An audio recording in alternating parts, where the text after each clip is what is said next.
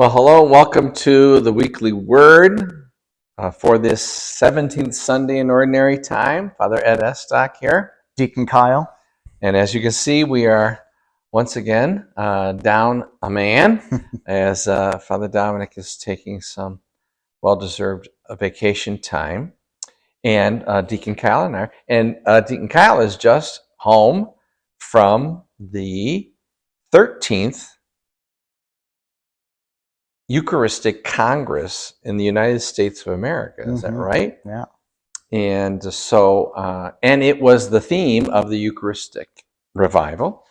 And this week, we are beginning the 5-week series of gospel texts, or portions of the gospel text, of the 6th chapter of St. John's Gospel.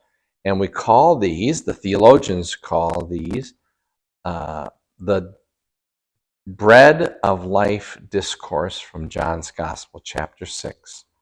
So, as Deacon Kyle was reminding me, this first portion of chapter 6 is the story of the feeding of the 5,000 and the reaction of the people to Jesus' miraculous multiplication of the loaves.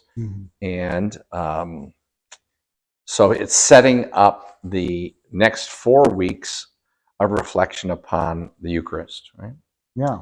So you want to tell people what we were impressed with? Yeah, we hear a lot about John 6 and Jesus has these beautiful words that he says over and over again, I am the bread of life who has come down from heaven, these phrases and verses that are so familiar to us. But this story that we have this weekend is so important because before Jesus can tell people that he is the bread of life, first he must he must gather them to himself, and that's exactly what happens. The multitude have witnessed Jesus's healings and his great works and signs, and they've come to hear more. They're hungering for more in a way, and first Jesus feeds them with true bread and fish that are multiplied, and it's kind of amazing because anyone who's planned a wedding or a big party knows that to feed a big number is not an easy job, but it's a miraculous event of Christ, and it really speaks to Christ not just feeding us spiritually, but physically, emotionally, mentally. That the bread of life, the Eucharist, feeds us in our entire person. That it's not just some spiritual sign that we look at and receive, but it is something for our entire person. Right. And it really kind of, as Deacon has so well delineated, it is the basis, or maybe it reveals the basis of what we call a sacrament. So that a sacrament does not just inspire us in mind like preaching or teaching.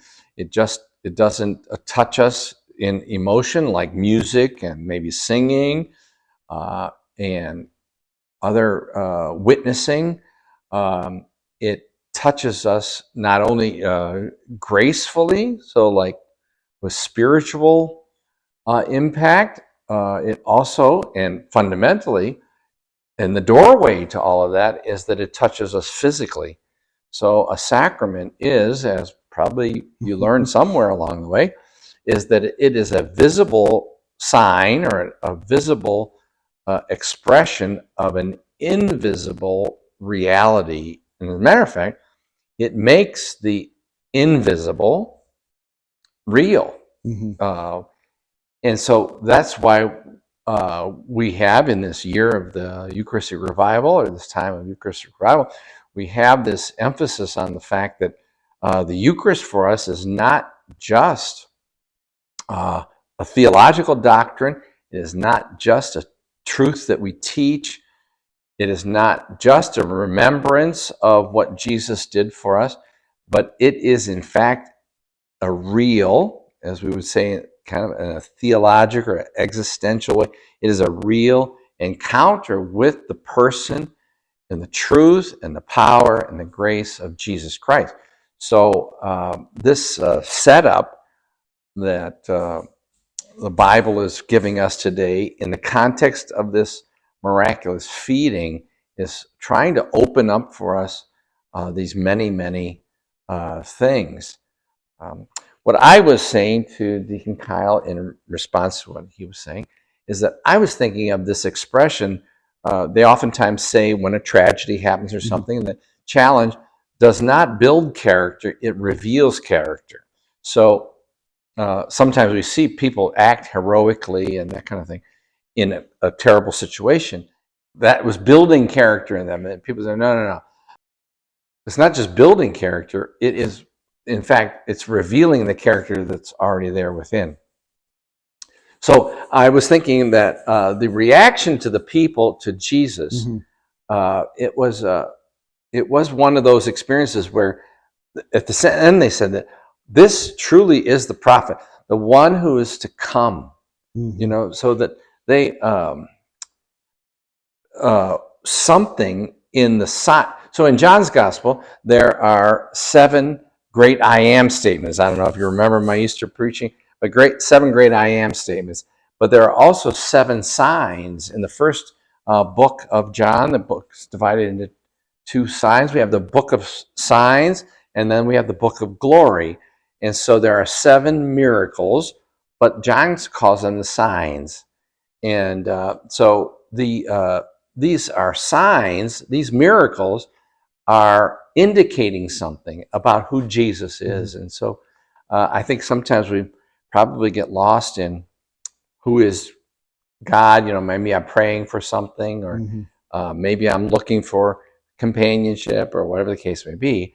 Or maybe we come to Mass. And why are you at Mass? And so we might say many things while we're at Mass, but I think what God is saying to us is that the Holy Eucharist is a new revelation always of who Jesus is as God. And so that might be something for us to think about. And then to listen for the next 4 weeks after this one. What is it about Jesus and God that is being revealed to us in the Eucharist? And maybe, I don't know, the Eucharistic Revival, the Eucharistic Congress, and of course now this preaching on the Eucharist. Maybe we have taken it for granted. I don't know. And that Lord wants to open us up to to receive Him, to see Him, and to draw close to Him and befriend Him, and then allow, as Pope Francis says to us all the time, allow Him to accompany us, and then inspire us to accompany others.